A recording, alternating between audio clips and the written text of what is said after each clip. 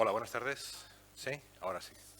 Bueno, buenas tardes a los que quedáis, tanto de manera presencial como de manera telemática, los que estéis conectados online. Y buenas tardes a los futuros visitantes de estas jornadas que quedan grabadas y que estoy seguro que a posteriori van a tener visitas por el interés que tienen y que, bueno, a veces las agendas pues no permiten el poder asistir a ellas en directo, ¿no? Bien, mi nombre es Gerardo Santiago. Yo voy a presentar esta última mesa. Creo que es la última mesa de la jornada y creo que es la última mesa del ciclo.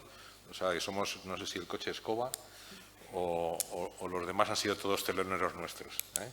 Como lo vamos a hacer fantástico, pues luego que juzgue cada cual como estime oportuno. Como os decía, mi nombre es Gerardo Santiago, yo soy miembro de ASEPAU, que es la entidad colaboradora con estas jornadas, que es la Asociación de Profesionales de la Accesibilidad Universal, y trabajo en el Ayuntamiento de Madrid en la Dirección General de Accesibilidad. Los ponentes que tenemos esta tarde, en esta última mesa, van a ser Marisol Santos, por un lado. Marisol Santos, compañera del Ayuntamiento y compañera de fatigas y de trabajo durante una época de nuestra vida profesional. Marisol Santos es graduada en Arquitectura Técnica en la Universidad Politécnica de Madrid. También es experta en accesibilidad universal y diseño para todos. Es jefa adjunta del Departamento de Planificación de la Dirección General de Planificación de la Movilidad e Infraestructuras de Transportes. Ya veis que los títulos en el Ayuntamiento los tenemos que hacer más accesibles, porque son un poquito largos. Y bueno, aparte de una vida laboral y profesional larga, a pesar de lo joven que es, hay que decirlo, pues bueno, es una persona muy experimentada en todo lo que tiene que ver con temas de movilidad, con accesibilidad, etcétera, etcétera. Ha sido codirectora del Manual de Infraestructura Ciclista del Ayuntamiento de Madrid, ha colaborado en proyectos de infraestructura ciclista de importancia.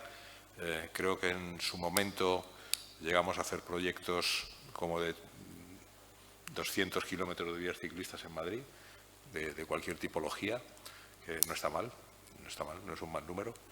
Y como os decía, es codirectora del Manual de Infraestructura Ciclista, que es un documento, yo creo que muy importante, muy interesante, en el que se engloba pues todo lo aprendido en este periplo durante estos años de intentar instaurar esa infraestructura ciclista en la ciudad que no existía, con sus aciertos y con sus errores, que de los errores es de lo que más se aprende.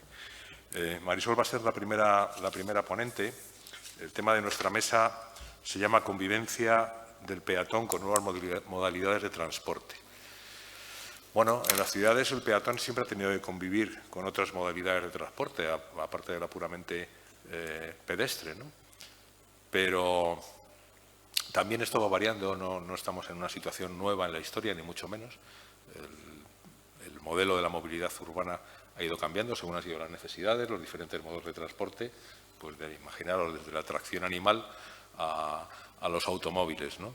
Y ahora estamos, bueno, pues en un proceso, sigue esa evolución hacia un modelo nuevo en el que por temas no solo de accesibilidad, sino de sostenibilidad, de temas medioambientales, etcétera, etcétera, pues el uso del automóvil privado, del vehículo privado, en las ciudades, pues está siendo, digamos, restringido. Eso está dando lugar a la posibilidad de ocupar un espacio que antes estaba ocupado por este vehículo privado, al cual se le venían dando todas las facilidades del mundo para desplazarse, para aparcar, para lo que hiciera falta. Y bueno, pues ahora hay que irlo echando de las ciudades, pues porque no es nada eficiente ni es nada sostenible, ¿no? Con lo cual, bueno, es un buen momento para ganar espacio para el peatón. Cuando hace años estábamos haciendo proyectos, ¿verdad?, de vías ciclistas en Madrid, pues querer ocupar carriles de circulación era una cosa que, bueno, no estaba muy bien vista. Hoy casi es al revés, hoy casi te llaman y te dicen, oye, ponme una vía ciclista aquí que quiero quitar carriles de circulación. Bueno, hay que aprovechar eso. Hay que aprovecharlo para la movilidad peatonal, pero resulta que también han aparecido otros modelos de movilidad. A mí siempre me ha parecido, cuando trabajaba con Marisol en estos asuntos, que la disquisición era vehículos o peatones y punto. todo lo que no eran peatones eran vehículos, pero sí que es cierto que ahora empiezan a aparecer situaciones un poco intermedias, ¿no? Porque hasta qué punto un patinete podemos considerarlo un vehículo o directamente, sobre todo en plano de igualdad, con un autobús de la empresa municipal de transporte o incluso con un vehículo o con un transporte de mercancías, ¿no? Todos estos modos están pidiendo su espacio específico para ello y, bueno, hay que ir adaptando la ciudad. La ciudad sigue siendo la misma, sensiblemente, no en los nuevos desarrollos, pero sí en la ciudad consolidada, y hay que ir haciendo un nuevo reparto de esos espacios según esos requerimientos y esas necesidades que van apareciendo en la sociedad. De ello nos hablará Marisol.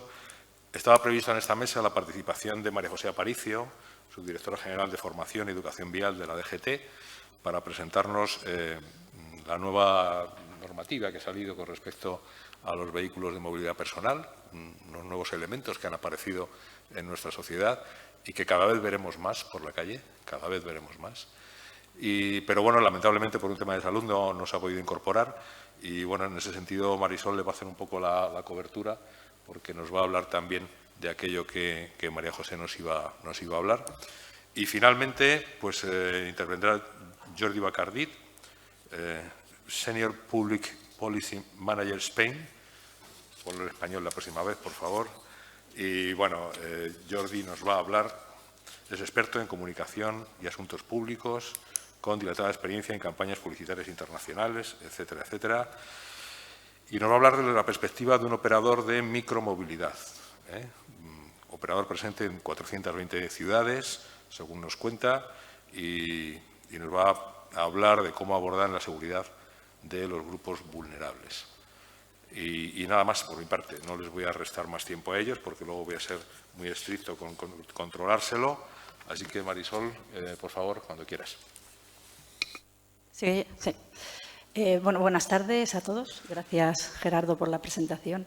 Y, en primer lugar, quiero dar las gracias a CEAPAT por invitarme a este seminario y poder hablar de la convivencia del peatón con este tipo de vehículos, tanto las bicicletas como los vehículos de movilidad personal, pero sobre todo poder transmitir la importancia que tiene la prioridad peatonal en las aceras y en las zonas peatonales en las que estos vehículos no deben y, además, por normativa, como diré más tarde, no pueden circular por ellas. Simplemente comentaros, antes de empezar, que yo me desplazo por la ciudad caminando y en transporte público, pero también me desplazo en bicicleta y eso me ha hecho comprender las consecuencias que tiene el uso de la bicicleta por estas aceras, ¿no? Las consecuencias tan graves en general en todas las personas, pero más en las personas más vulnerables, como son las personas mayores, niños o personas con discapacidad. Dicho eso, pues bueno, mi experiencia, como ha dicho Gerardo, es larga y además también la practico, ¿no?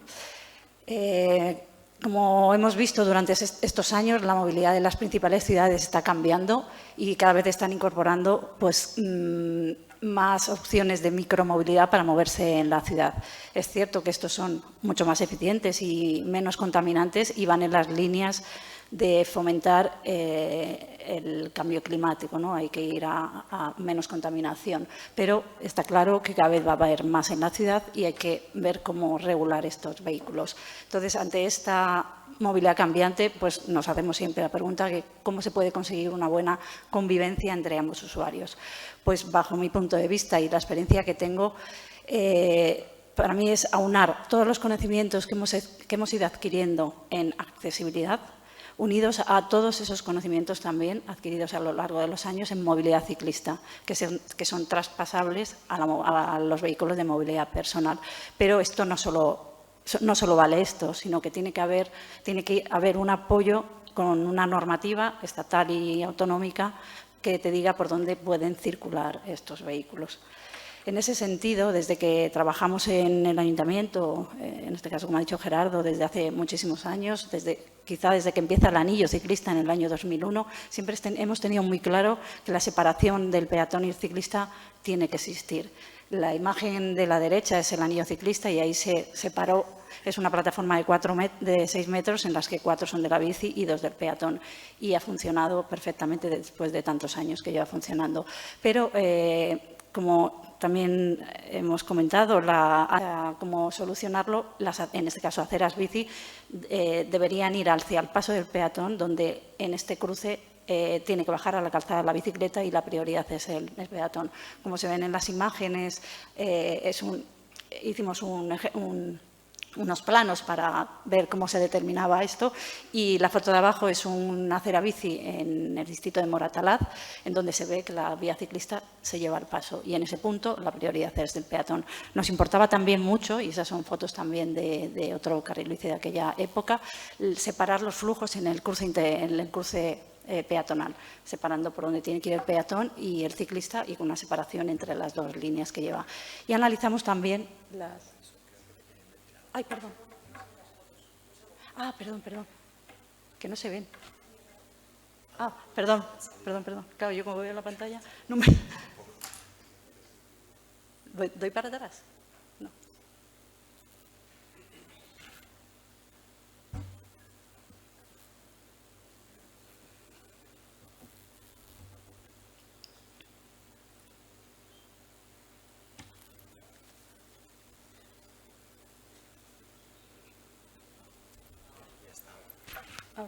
Lo que no sé desde cuál no se ha visto. Eso sí. ¿No se ha visto? ¿Ninguna? Sí, vale. Si no, las pongo. Vale. Y bueno, también analizamos la interferencia que tenía con las paradas de autobús sin llegar a una solución buena. En las fotos también aparece una marquesina en la que la vía ciclista pasa por detrás y otra por delante. Está claro que al ser acera bici complica más aún la situación, pero se vio que pasarlo por delante de la parada, la interferencia con la bajada y subida de viajeros no es la adecuada. Independientemente de eso, por detrás, al ser acera bici, tampoco es una solución adecuada, ya que los peatones, al estar a la misma cota, esperan detrás, sobre todo cuando es una zona soleada, ¿no? Entonces, viendo todo esto, en 2011, viendo todos los problemas que había entre peatón y ciclista en las aceras bici, en 2011 se construyó el primer carril bici en calzada, en la calle Alcalá, en la que va toda la cota de calzada, se separa de la acera y además se le da accesibilidad a las paradas.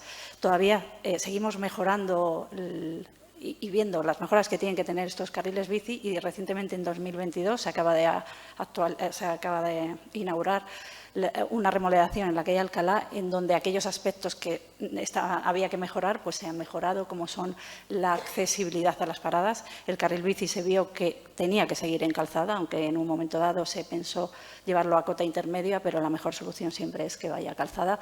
Se reubicaron unas estaciones de Bicimad que estaban en la acera contraria y se pusieron junto al carril bici, que es donde tienen que estar para que no haya interferencias con el peatón.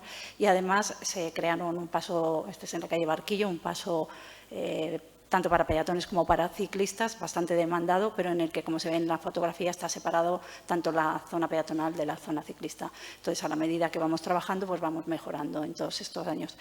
Quiero recalcar también que en 2014, he puesto 2011, pero en 2014 se pone el sistema de bicicleta pública en marcha. Tiene el plus de que las bicicletas son eléctricas.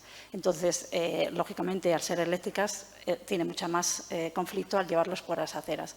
La mayoría de las vías ciclistas eran aceras, entonces habría que hacer algo para darle seguridad también al ciclista y moverse por la ciudad. Y entonces apareció el concepto de ciclocarril, que es nada más que una señal de 30 kilómetros por hora que se señala en el carril derecho y en donde la bicicleta tiene prioridad y el vehículo tiene que limitar esa velocidad y saber que tiene un ciclista.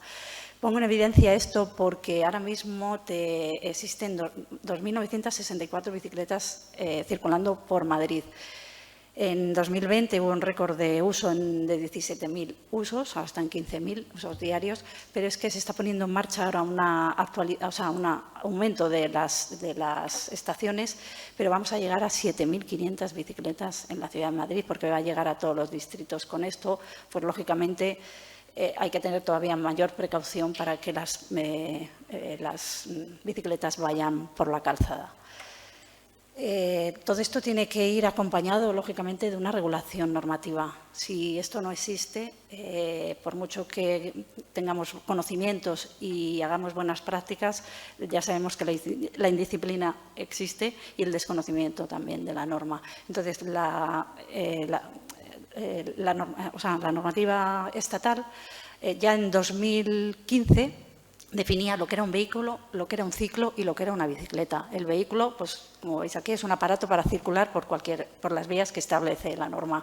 El ciclo es un vehículo de 2 ruedas accionado por el esfuerzo muscular y la bicicleta es un ciclo. Por tanto, a la bicicleta se le considera un vehículo y, como vamos a ver más tarde, circulará por donde le indica la normativa. Por otro lado, en 2020, el Reglamento General de Circulación además añade 2 definiciones más, que son la bicicleta de pedales con pedaleo asistido, que la diferencia con una bicicleta manual, lógicamente, es que tiene un motor eléctrico y puede llegar a 25 km por hora, que esto agrava más su circulación por las aceras. La diferencia que tiene con un vehículo de movilidad personal es que la potencia disminuye progresivamente cuando dejas de pedalear.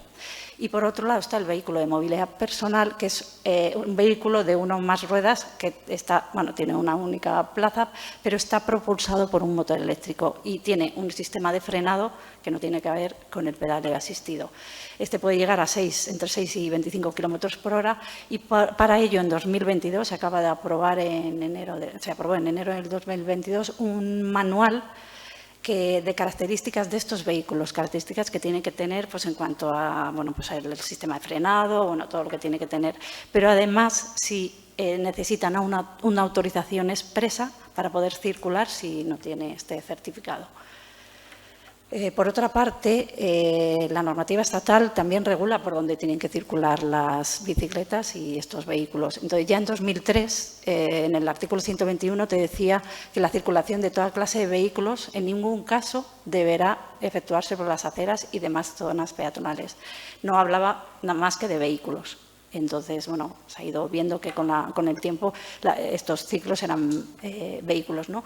Pero ya en 2021 la Ley de Tráfico ya sí que establece en su artículo 25 que en los pasos de peatones la prioridad siempre es del peatón, lógicamente, pero además dice en su punto 5 que los vehículos de movilidad personal, las bicicletas y los ciclos no podrán circular por las aceras, a no ser que, en un caso específico, cada ayuntamiento pues, lo pudiera regular de otra manera. Pero está clarísimo en la normativa estatal que estos vehículos no pueden circular por las aceras. Para ayudar, además, a que la circulación, lógicamente, si a estos vehículos se les echan de las aceras, hay que sacarlos a la calzada. Entonces, para ayudar en eso, también el Reglamento de Circulación estableció unos límites de velocidad en las ciudades que fueron de 20 kilómetros en calles que tengan plataforma única, 30 kilómetros en aquellas que son de un carril o un carril por sentido o 50 kilómetros cuando tienen más de un carril. Esto está estipulado a nivel estatal. Entonces, pues ya todas las ciudades, incluso en Madrid, ya se tiene también otro problema de qué pasa con esas calles que tienen más de 2 carriles, si se limita la velocidad a 30. Entonces, pues están llegando a actuaciones como las de la foto, que el derecho se señala a 30 y el carril central pues es de 50, ¿no? Y y hay ciudades como Salamanca, que es la foto de la derecha, en el que todos los carriles sean calles que tengan todas las calles de su ciudad tienen que ir a 30 y lo señalizan todos los carriles a 30, ¿no? Lo interpretan. Por otro lado, también es importante acompañarlo con la normativa autonómica de cada municipio. Entonces, en el Ayuntamiento de Madrid se aprobó la nueva ordenanza, se ha ido modificando a lo largo de los años, pero en esta última modificación hay un capítulo específico para bicicletas y otro para vehículos de movilidad personal y te indican pues, cómo tienen que circular y por dónde. Entonces, lo más relevante de ellos, de lo que estamos hablando ahora, es que en su artículo 167 la bicicleta te dice que tiene que circular por la calzada o por los carriles específicos para ello. A tal fin, nunca podrán circular por las aceras. Y no es obligatoria en su caso, la circulación tampoco les obliga a circular por los carriles bici, pueden ir por cualquier sitio de la calzada como vehículo que son. Además, hay un artículo específico que es el 168 en que te dice expresamente que se prohíbe la circulación de bicicletas por las aceras, calles y zonas peatonales, con lo cual, además en Madrid, pues todavía, lógicamente tiene que ir a la par que la ley estatal, ¿no? Y desde entonces, pues ya llevamos desde 2011 que todos los vías ciclistas que hacemos en Madrid son a nivel de calzada, ya no se hace ninguna acera bici por los conflictos que hemos ido viendo. Por otro lado, quería recalcar, te indica cómo tienes que circular en todas las vías ciclistas, pero quería también recalcar cómo se circula en una acera bici, que es donde puede haber más conflicto, ¿no? Tienen que circular a velocidad moderada, no superior a 10 kilómetros por hora, en ese carril reservado. La prioridad de paso siempre es del peatón, en los cruces que están señalizados. La separación de la acera bici de la zona reservada para el peatón debe tener un pavimento podotáctil, te lo indica también la normativa. El peatón no podrá transitar sobre las aceras bici, salvo que tengan que atravesarlas para ir a un aparcamiento o a paradas del transporte público. Y solo se le permite ir por las aceras o por estas aceras bici a las personas con movilidad reducida o con o problemas de movilidad funcional que vayan en sillas de ruedas motorizadas o handbikes, que pueden ir por los dos sitios. Por otro lado, como he dicho antes, regula los vehículos de movilidad personal y en este caso, al igual que en las bicicletas, es parecido, te indica por dónde tienen que circular. No he puesto todos, pero pueden circular por los carriles bici. Por las aceras bici también les limitan la velocidad a 10 kilómetros por hora, pero siempre tienen que respetar la prioridad de paso en las intersecciones para el peatón, igual que antes. Quiero indicar también las sendas ciclables, porque siempre hay una convivencia entre el peatón y la bici, que su limitación es de 15 kilómetros por hora y tiene que siempre también respetar la prioridad de paso del peatón. ¿Y por dónde pueden circular estos vehículos? Al principio no se les iba a permitir ir por la calzada, pero dado que la mayoría son aceras bici y hay carriles bici, porque los hay, ¿no? ¿En por calzada? Vale. Pues, entonces no me da tiempo. Por lo momento digo lo más importante. Tienen que circular por las calles que tienen 30 kilómetros por hora y por la calzada en aquellos carriles que llaman multimodales, que es el que está señalado a 30. Y se le prohíbe circular por las aceras y demás espacios reservados. La conclusión, pues que todos estos vehículos están regulados normativamente y tienen que circular como vehículos que son por la calzada. No sé si me da tiempo a más. Solo quería indicar que ahora mismo hay 413 kilómetros segregados, de los cuales 97 kilómetros son aceras bici, que iremos mejorando. Pero, el manual, también quería indicar que hemos redactado un manual en el que establece, ir a estas imágenes, en el que lo fundamental de este manual es que solo están las tipologías de carril bici a cota de calzada. Estas son imágenes de varias tipologías de carriles bici, imágenes que se hicieron en 2016 en la calle Santa Engracia con las diferentes tipologías, pero siempre en calzada. También estudia el calmado de tráfico para los ciclistas y que tengan seguridad, y analiza todas las intersecciones en donde la prioridad de paso es siempre para el peatón. Y por último, pues también analiza la interferencia que tiene con las paradas de autobús para separarlos siempre de las paradas. Tengo ejemplos, pero si no me da tiempo, pues hasta aquí llego. Vamos, como quieras. Solo si los puedo pasar un poco de prisa. Esto es Sol, en donde se le permite ir a la bici, pero por un carril específico que ya se habló con las asociaciones de discapacidad y con una señalización específica por dónde tienen que circular y que en caso de alta densidad peatonal se tenga que bajar de la bici. Carriles como el de Joaquín Costa, en el que, como se ve en la foto, está totalmente segregado de la zona peatonal. Plaza España, que los carriles fueron exactamente por donde iban las vías de circulación antes y están separadas también del espacio peatonal, como se ven en las fotos. El carril bici de Castellana, que está ahora mismo en marcha, que también tuvo un estudio exhaustivo de por dónde circular la bicicleta y se tuvo mucho en cuenta el peatón, y en este caso está la primera fase en construcción, que va en la zona del aparcamiento en batería y se convierte en línea para meter el carril bici.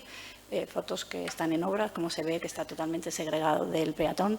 Y bueno, y sobre todo esto sí quería indicarlos que también estamos trabajando en mejorar las aceras bici que hay. Este es un ejemplo en la avenida Daroca, en donde en 2008, cuando construimos este carril bici, no se podía, bueno, no se podía, sí, pero bueno, no permitían el quitar espacio a la calzada, iba por la acera y lo que se ha hecho ahora es quitar el carril de circulación, como se ve en la foto, y poner un carril bici en calzada, con lo cual también trabajamos en mejorar todas aquellas aceras bici que interfieren bastante con el peatón, ¿no?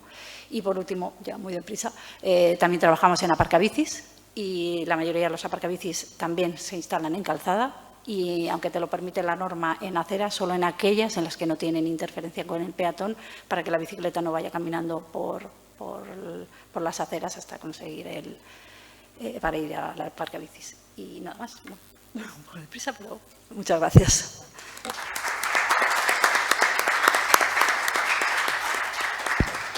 Muchas gracias, Marisol.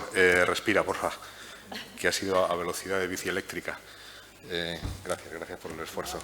Mientras se coloca Jordi, yo no conozco a nadie que tenga la experiencia de Marisol Santos en tiempo y en cantidad en diseño de vías ciclistas en la ciudad consolidada. En la ciudad consolidada quiere decir que hay que meter algo que no está previsto en su espacio para ello, con lo cual cada metro de vía ciclista es un problema.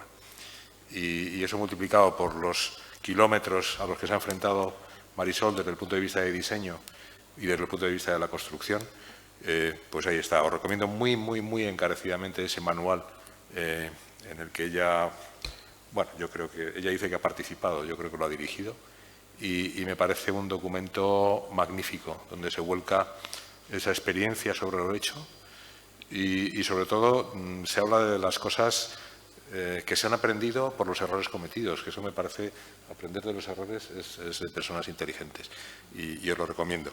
Y sin más, Jordi Bacardit, como os digo, pues nos va a hablar de esa perspectiva del operador de micromovilidad. Ahora ha aparecido, y Marisol nos lo ha puesto, le ha puesto el toro en suerte a Jordi, con todos esos nuevos modos de movilidad y más que van a aparecer.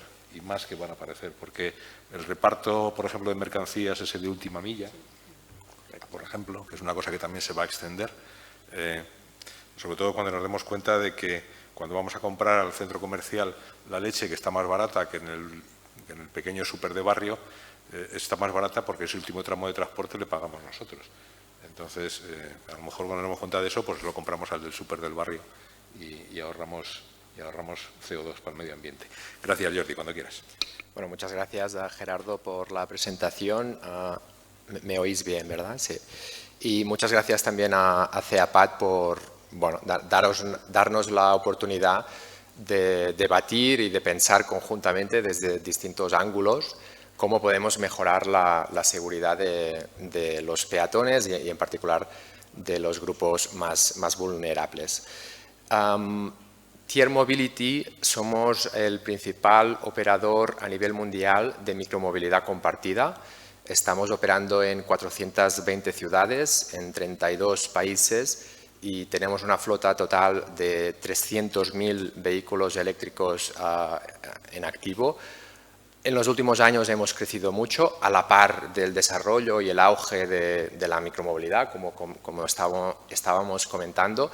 Hay un dato muy significativo de una encuesta reciente de hace 2 o 3 semanas del Mobility Institute que observa que en Barcelona y en Madrid casi 1/3 de la población tiene una bicicleta y la proporción de tenencia de patinete está aumentando también muchísimo. En Barcelona está a más del 13% de los habitantes que disponen de un patinete y en Madrid casi un 9%.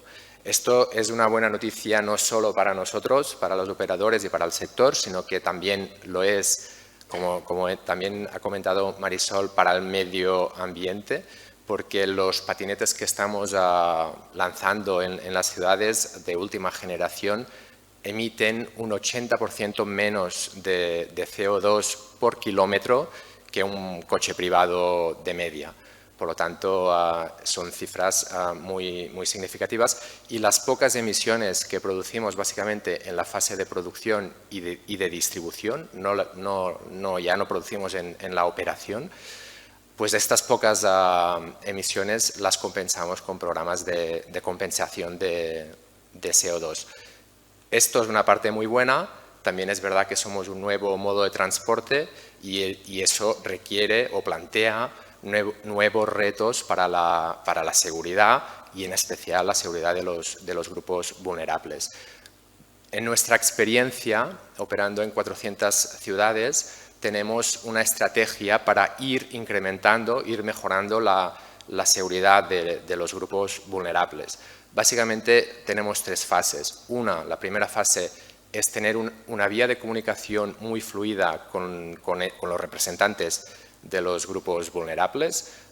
Básicamente trabajamos los grupos de discapacidad física, discapacidad visual y con las personas mayores.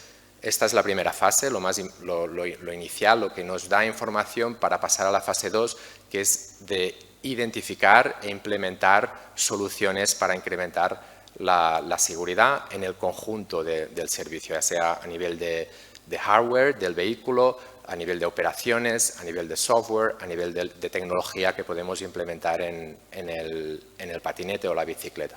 Y finalmente hay una tercera fase que es muy importante en la fase en la que está la micromovilidad, que es educar en seguridad vial y sensibilizar a los usuarios. Ahora ya tenemos la normativa que, bueno, ahora hace 1 año, 2 años máximo, hay una normativa que ya es muy clara. Esto es súper importante para que los usuarios sepan cómo se deben de comportar. Por lo tanto, ahora que la regulación está clara, tenemos que pasar a la fase de educación, porque hay mucho desconocimiento aún de las normas de circulación. En la fase de diálogo, aquí en España, en el último año, por ejemplo, hemos llevado a cabo sesiones de trabajo con grupos vulnerables, con la ONCE, con CERMI, con asociaciones de personas mayores, con aplicaciones de navegación para personas con discapacidad visual como Lazarillo.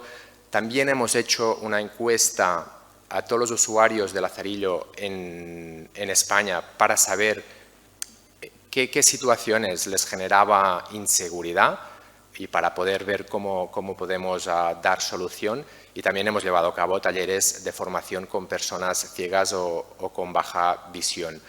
En resumen, me gustaría indicar o contaros lo que consideramos que es más prioritario a partir de estas conversaciones que hemos tenido.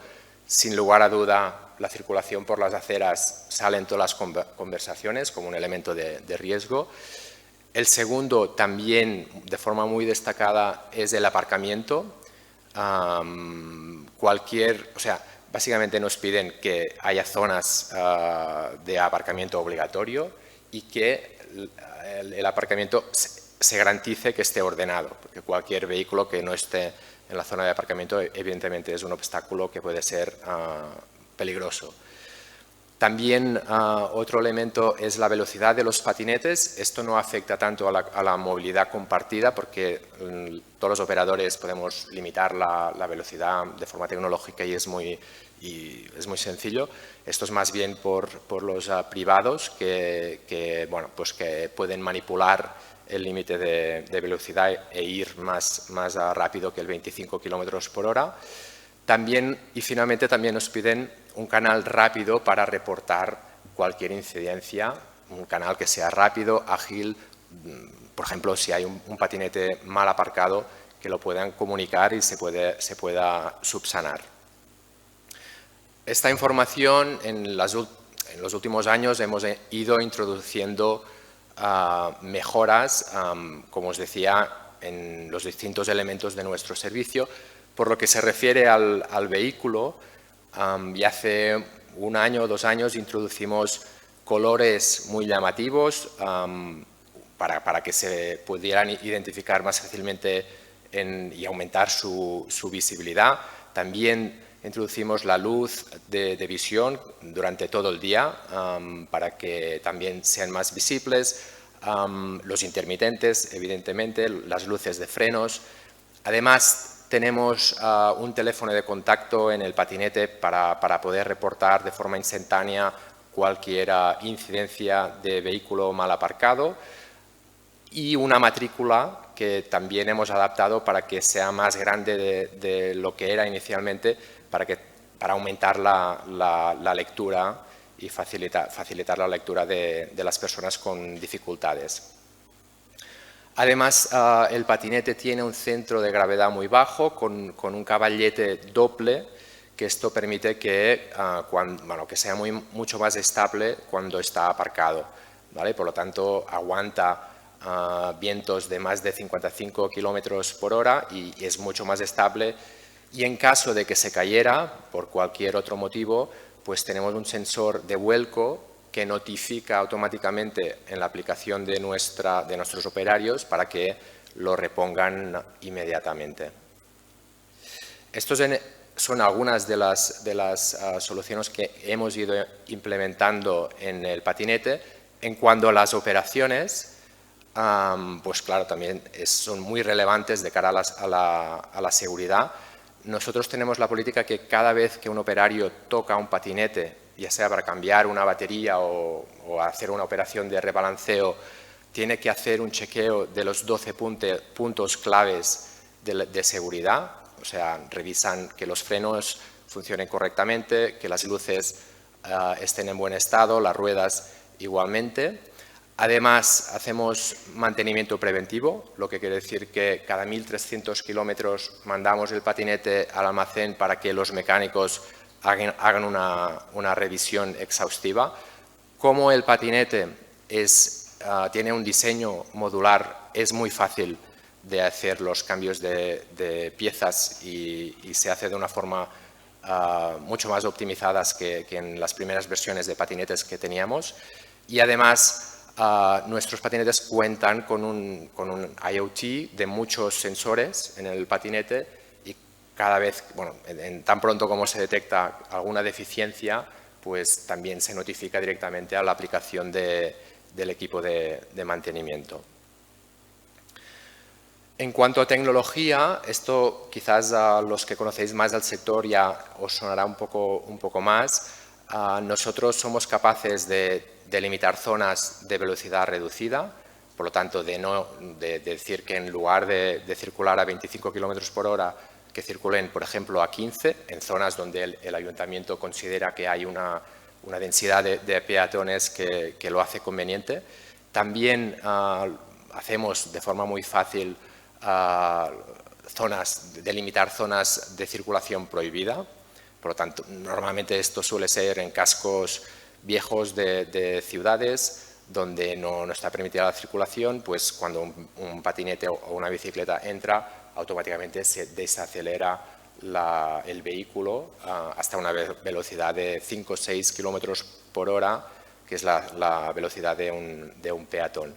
Y también incentivamos mucho en nuestras conversaciones con los ayuntamientos de instalar zonas de aparcamiento obligatorio, porque hace un tiempo muchas ciudades optaron para ir a un modelo de free floating, que llamamos, es decir, tú puedes aparcar donde más o menos quieras, y estamos viendo que esto no solo para los grupos vulnerables, sino también para garantizar un mínimo de orden en la ciudad.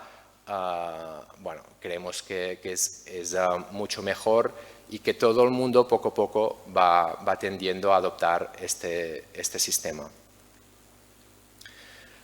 Más elementos tecnológicos relacionados con los grupos vulnerables. Lo que estamos haciendo, por ejemplo, en el mapa de la izquierda, podéis ver un mapa de calor de los movimientos de personas con discapacidad visual que utilizan una aplicación de navegación.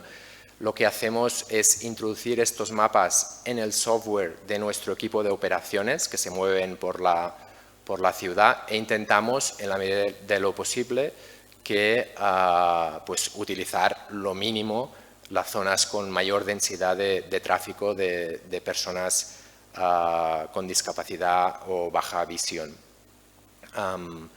Y luego, en referencia a la señal acústica, sabéis que esto es una reivindicación del colectivo de personas con discapacidad visual, pero no solo. En las conversaciones que hemos tenido con grupos vulnerables, pues grupos de personas mayores también, por ejemplo, están muy a favor de esta medida. Nosotros lo que estamos haciendo es desarrollar una señal acústica universal que vamos a poner de forma gratuita para todos los operadores del sector. Lo estamos desarrollando junto con otros operadores y con la University College of London. Esta imagen es un laboratorio acústico que tienen en Londres, es un espacio magnífico. El desarrollo de esta tecnología prácticamente ya está en la última fase, ya estamos probándolo en las calles de Londres. El objetivo, diría un doble objetivo. Por un lado, la señal acústica tiene que generar el mínimo impacto o la mínima contaminación acústica posible y al mismo tiempo tiene que ser muy fácilmente identificable para que las personas puedan saber dónde está y a qué distancia más o menos el vehículo se encuentra. Esto dentro de pocos meses ya lo tendremos y por lo tanto podremos empezar las conversaciones con los ayuntamientos para, si interesa, porque esto también depende mucho de cada ayuntamiento y de cada país donde operamos, si se quiere implementar esta tecnología. Como comentábamos antes, el aparcamiento ordenado es una prioridad. Nosotros esto lo vimos desde hace mucho tiempo. Creemos que el GPS no es una buena tecnología para poder ubicar un patinete, porque especialmente en las ciudades tiene un margen de error muy elevado por la densidad urbanística, por los edificios altos, puede llegar a tener un margen de error de 40 metros, por lo tanto no es suficiente. Y nosotros lo que hemos hecho es desarrollar una tecnología que básicamente lo que hacemos es coger los datos de Google Street View a través de la API de ARcode y además le añadimos una capa de información que son el escaneo que nosotros realizamos de las zonas de aparcamiento de cada ciudad. Luego, al finalizar el trayecto, lo que tiene que hacer el usuario es hacer un escaneo con su móvil de 2 segundos con el vehículo aparcado y automáticamente el sistema le dice si está bien aparcado o no, con un margen de error de entre 40 centímetros y un metro, lo que nos permite garantizar un orden muy adecuado en las ciudades. Esta tecnología, dime, 2 minutos, vale, ya voy para acabar. Esta tecnología nos permite garantizar la seguridad, el orden en el aparcamiento y lo estamos aplicando en muchísimas ciudades como París, Londres, Tarragona. Recientemente también estamos aplicando esta tecnología. Y en cuanto a la circulación por las aceras, la verdad es que la tecnología, distintos operadores hemos conseguido desarrollarla, la tenemos, funciona con unos índices de fiabilidad muy elevada, tiene un problema actualmente de coste, es muy caro, es imposible de hacer el servicio sostenible. Es probable que esto cambie en los próximos años, pero por ahora esta es la solución. También hay algunos problemas sobre qué hacemos, cómo accionamos esta tecnología, es decir, una vez sabemos que una persona está circulando por la acera, ¿qué hacemos? Nosotros creemos que no podemos frenar el vehículo en una situación de tráfico real porque esto puede ser muy peligroso para el vehículo y también para el resto de usuarios de la vía pública. Creemos que sí que puede tener una función educativa y si el usuario reitera en su comportamiento y comete la infracción reiteradamente, pues podemos multarle y le podemos expulsar de la plataforma. Esto creemos que sí que va a ser posible muy pronto.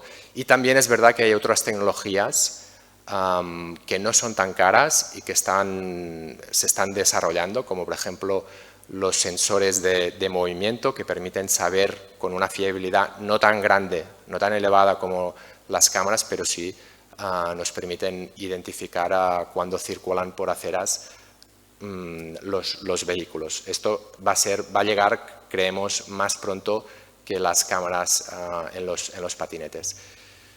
Y bueno, solo apuntar, no voy a detallarlo, pero también tenemos, como os comentaba, todo el plan de educación en seguridad vial, que incluye cursos online, cursos presenciales, campañas de publicidad exterior y muchas campañas también de mensajes en la aplicación y a través de email para concienciar sobre las normas de circulación y también sobre los grupos vulnerables.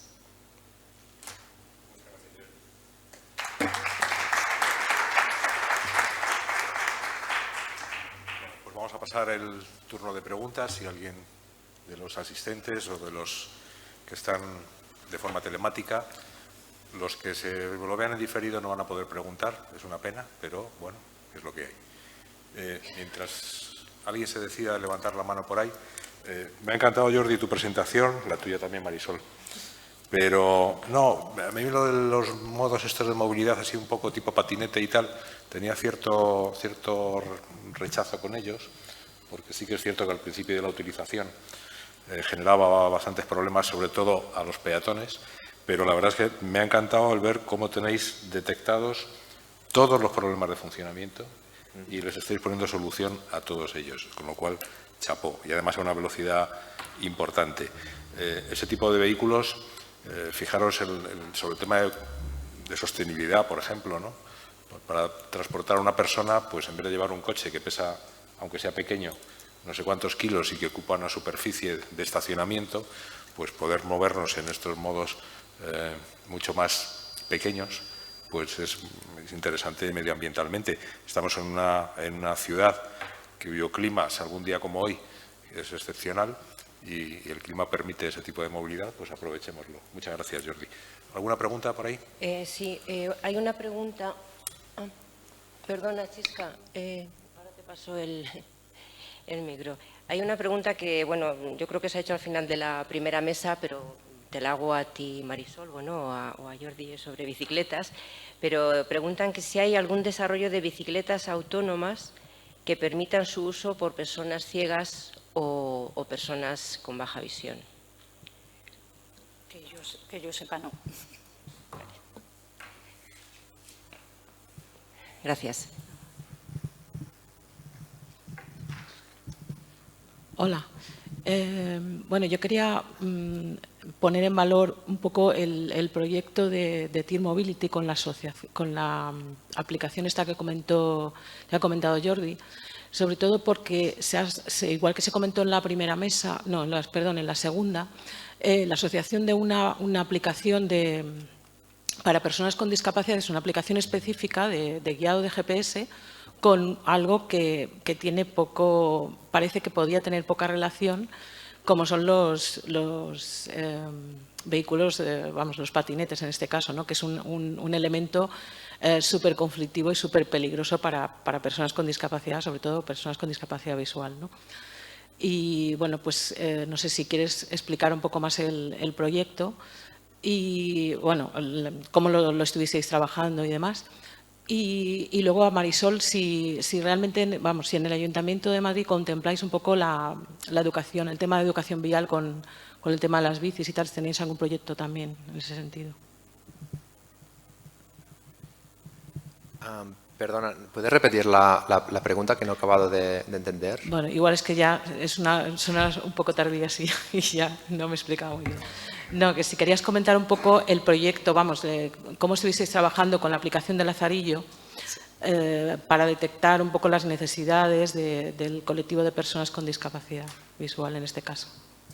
Sí, bueno, con Lazarillo lo que hacemos, bueno, primero de todo, con el equipo de Lazarillo trabajamos a nivel europeo en muchos países. A nivel de España lo que hicimos es una reunión, bueno, hemos hecho varias reuniones con ellos para saber cómo perciben este tipo de servicios no solo, básicamente también los usuarios de Lazarillo. Hemos hecho sesiones virtuales, también hemos hecho encuestas para saber distintos elementos que he comentado, como la cuestión del aparcamiento, la cuestión de la velocidad, la cuestión de la circulación por las aceras y otras.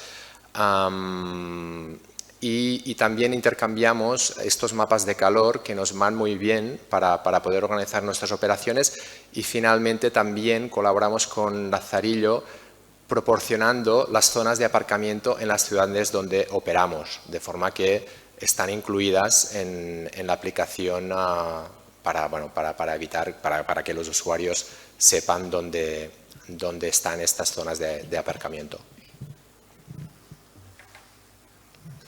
En cuanto a lo que has comentado, en el Ayuntamiento hay cursos, sí que hay formación de policía municipal, pero sobre todo en los colegios. Hubo un proyecto pionero, que es el proyecto STARS, que se dedicó a hacer educación vial en los colegios, y aún así sigue. Lo que sí que hay luego asociaciones, como en la que trabaja Iván Villarrubia, que le conoces, que enseña a circular por Madrid, y hay otra asociación, Madrid Ciclista, que también enseña. Por lo demás no. Pero sí que es cierto que me parece importante, y es una de las preguntas que yo también te quería hacer a ti, la mayoría de los que usan el patinete son gente joven, y se le permite a partir de los 16 años. El desconocimiento para ellos de la norma es muy grande. Entonces, a mí siempre lo he dicho, desde que se puso en marcha Bicimat, que se debería hacer, una vez que tú te das de alta, hacerle una pequeña, aunque sea charla o curso, de cómo tienen que circular por la ciudad, porque esos mismos, como no saben, pues se lanzan a las aceras o por donde quieren, ¿no? Entonces, me parece muy importante, no solo para los jóvenes, sino para todos. Sí, yo creo que de momento una última pregunta que hacen por YouTube para Jordi. Dice que qué características se miden en un sonido de un vehículo de movilidad personal para que no contamine acústicamente, pero que sea reconocible. Yo he oído algunas de las pruebas, he visto cómo funcionaba en vídeos, pero no soy un experto en acústica para determinarlo. Sí que en este laboratorio de la University College of London, pues tienen unos aparatos en los cuales yo he visto cómo ponen a una persona sentada y para atrás hay todo de altavoces que salen de múltiples direcciones y van probando qué tipo de frecuencia, cómo de largo tiene que ser el pitido, si tiene que aumentar tiene que ser más alto el tono a medida que aumenta la velocidad. Por lo tanto, no sé los detalles técnicos, pero sí que hay unos especialistas que lo están estudiando y analizando muy bien. Perfecto, gracias. ¿Hay más preguntas? Bueno, pues la última pregunta.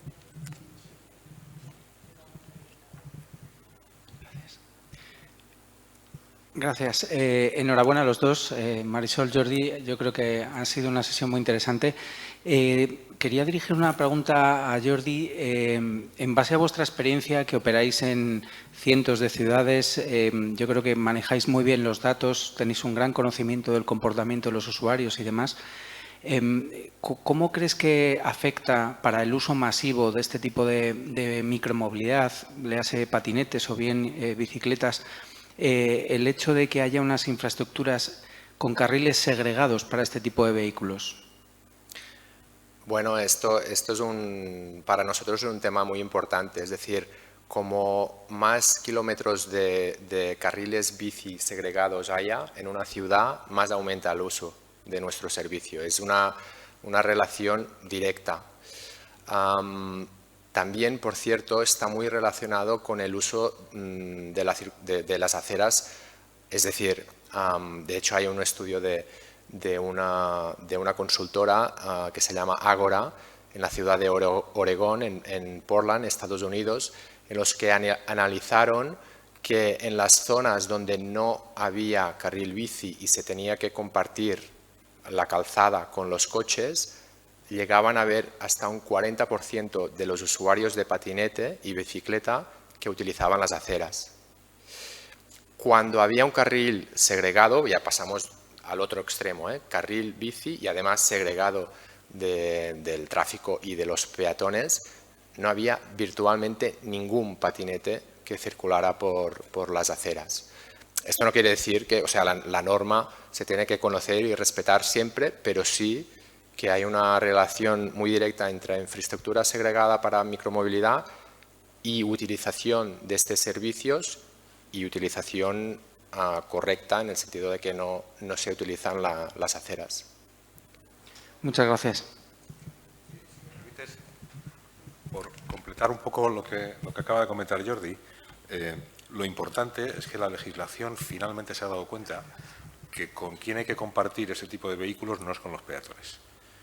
Cuando hace a lo mejor 10 años o 15 años se planteaba esa posibilidad, no, estos vehículos blanditos, digamos, comparten con los peatones, al final se ha demostrado que esa no es la vía. Los vehículos deberán compartir o no compartir, o segregarse o no segregarse entre sí, con otro tipo de vehículos, nunca con los peatones. La ley por fin lo contempla así, creo que es un paso adelante. Evidentemente, contra más tráficos segregados quieras hacer y más independientes unos de otros, la complejidad, como puedes imaginar, es tremenda, y los puntos de conflicto pues son tremendos. Renfe tiene pocos puntos de conflicto porque va por su camino, pero cuando no va por su camino y tiene que hacer un paso a nivel o algo así, esos son los puntos de conflicto. Pues en una ciudad, imagínate, si separamos solo en dos flujos, que es vehículos o peatones, más o menos funciona. Si queremos hacer más flujos independientes, con sus intersecciones, con sus giros, la cosa se complica exponencialmente.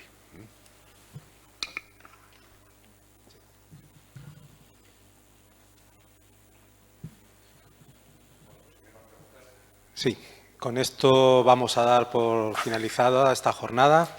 Agradecemos a todos y a todas que hayáis estado aquí acompañándonos en esta y en el resto de jornadas que conformaron estos segundos seminarios de accesibilidad por derecho, y esperamos veros en una tercera edición el año que viene. Así que, bueno, os invitamos a todos a seguirnos en redes y estar atentos para cuando podamos convocar el nuevo seminario. Muchas gracias.